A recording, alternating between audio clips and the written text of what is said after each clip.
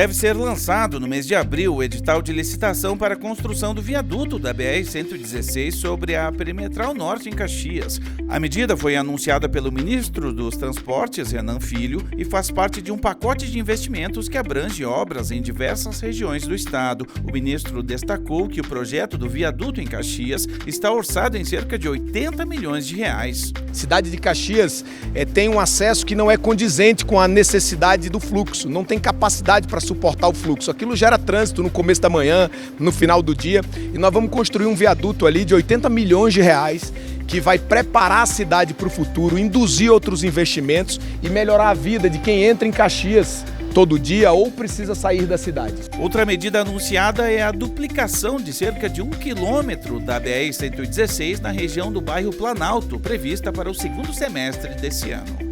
Vamos também, em parceria com a Sulgás aqui, retirar a rede de gás que está impedindo a conclusão de uma duplicação que começou no passado e falta 1 quilômetro.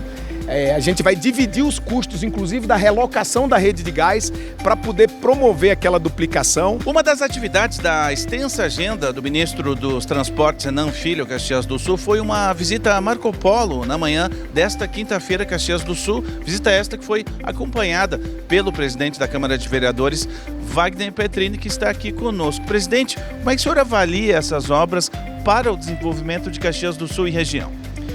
Primeiro que é muito positivo a presença do governo federal aqui na nossa região, principalmente em Caxias do Sul.